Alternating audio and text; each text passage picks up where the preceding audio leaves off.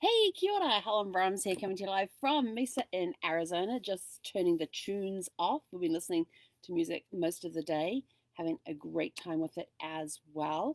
How has your super fantastic, sparkling, fun Friday been? Have you got everything done for this week so far? Have everything?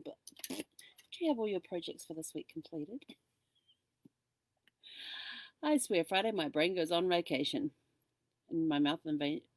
No, hang on, that's not going to work. We're just going to forget that. But um, so we've had another really good productive day here. Had the tunes going all day, taken regular breaks, got lots of puppy love today, and got some puzzles going within the genealogy research. When you're dealing with different countries and things, and not all their and of course at any time there's only like about 5% of all the records available online. So when you are looking researching another country, it's like, what records do they have available online? Are they the ones that I want? And is there another way to search for the ones that I don't have? Um, so I have my regular resources that I go to look for things.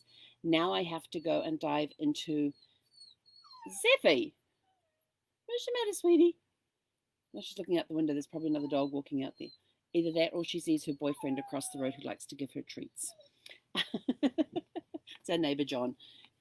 She goes berserk when he's outside.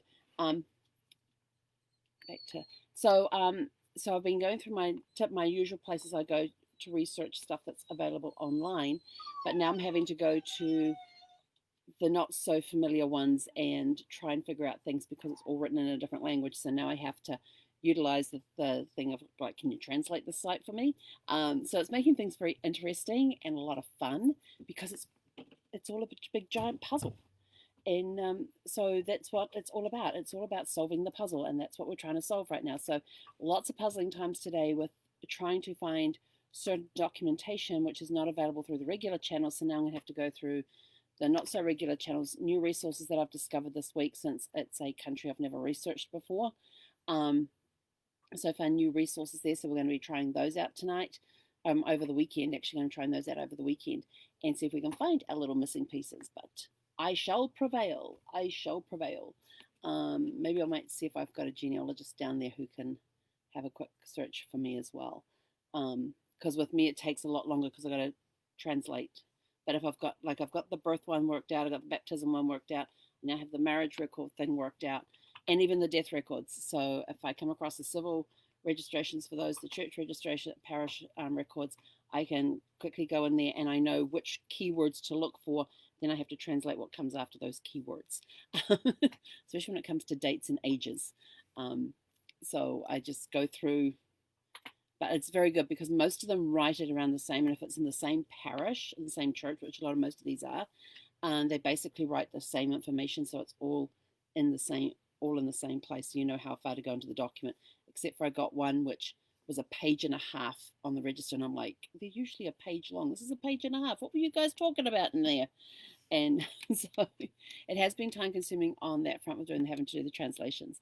So that may be something where I'm going to look at later on down the road, is have somebody available who can have a translator available on hand, so I can get and say, hey, send them a copy of the document, say, hey, can you quickly translate this for me, and pull out the relevant information. Some people have gone through and pulled out information, like they will have like the date, if it's a baptismal date, if it's a death date, if it's an, but they're not too good on the age, because age, for any baby that's under the age of 1, they just put 0, or if they're close enough to the age of 1, they'll stick 1. But when you go in and you actually find where the age thing is, they could be 5 months old or 10 months old. If it's 10 months old, they've been listed as a 1 year old, and so then you can quickly go back and figure out the dates. Also, on the baptismal records, some of them also have the birth date written on there as well, but they don't put it into the translated portion of when they're summing up the record, saying, here's the mother, here's the father, here's their child, this is the baptism date, this is where the baptism took place, but they don't put the birth date in there. And you've got to go into the document, and after the child's name and after the parents, usually after the child's name and after the parents' name is where you find the birth date of the child.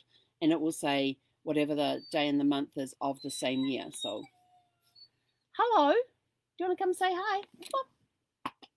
You want to come up? she's just like, no, I want my WALK.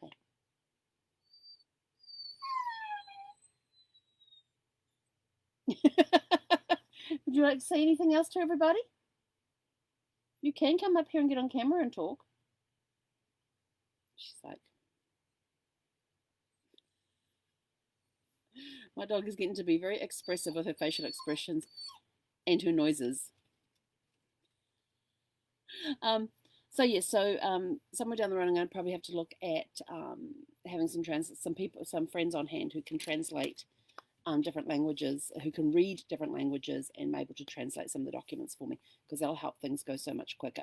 But then I'm also getting used to, I know where the information is in the and it's, they've written like a paragraph or a page and a half. Fortunately, I can decipher most of the cursive that I come across. Most of the handwriting from the 1800s, I can decipher most of it. And even if it's in another language, I'm able to pick out the letters most of the time. And the cool part is that I discovered my phone. On my phone, I have this little app. Where is it? I don't know if you can see it, but it's this little app down here. It's called Translate. It came when I did my last OS update on my phone. It came up, and you put in there what language you want. But as you're typing the words in, even if it's in a different language, it tries to guess what word you're typing. So I can look at the suggestions that come up and go, yeah, that one looks about right. Yeah, no, it doesn't have the sticky up bit, which the other one has. That one's got an H in it, this one doesn't. So you keep typing, and then that one with the H comes up, or the L or the T. So it's been very helpful that way, and it's been a lot quicker than going backwards and forwards on the screens up here with Google Translate being in documents and stuff. So I can sit here with my phone and start typing the words in, and it starts guessing. Whereas when I'm in Google Translate, it doesn't guess the words. So you have to type them in, and then it's translating it as you're typing it. And when you see it's still got the same word that you've written in the English side, it's sort of like, yeah, that's not right. So then you got to go and guess. But this translate thing that's on the phone, it seems to anticipate what the word is that you're trying to type in, even if it is in another language. So that's kind of cool. It even comes up with the little thingies above the letters, which I can never remember what they're called. Where you've got to put the extra emphasis on a vowel sound. Vowel sounds. And then there's a little N with a little squiggly line above it too. Gotta learn what all these things are. But anyway, so it's been a very fun day of finding pieces to puzzles, and now I just suddenly realized, oh, that's right, the client told me this.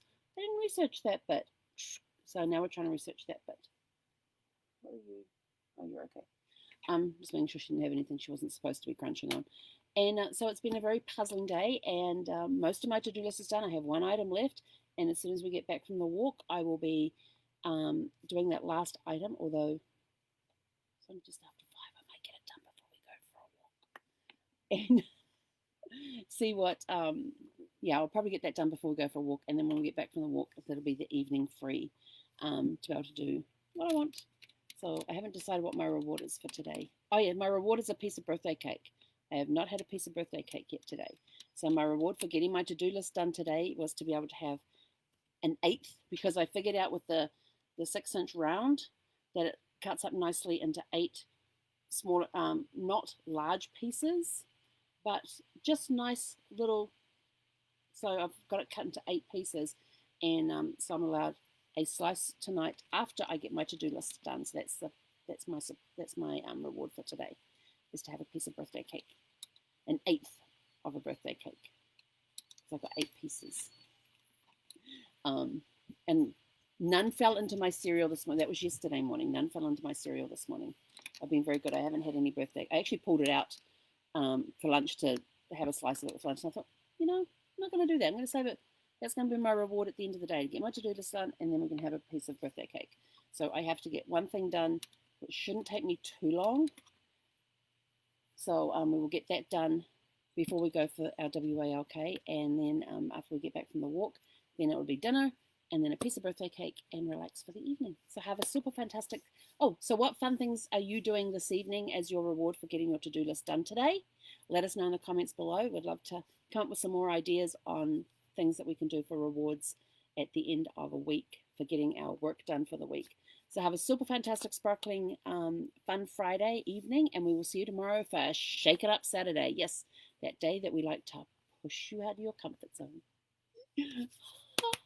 But anyway, have a super fantastic, sparkling evening, and we'll catch you guys tomorrow. Hei konera.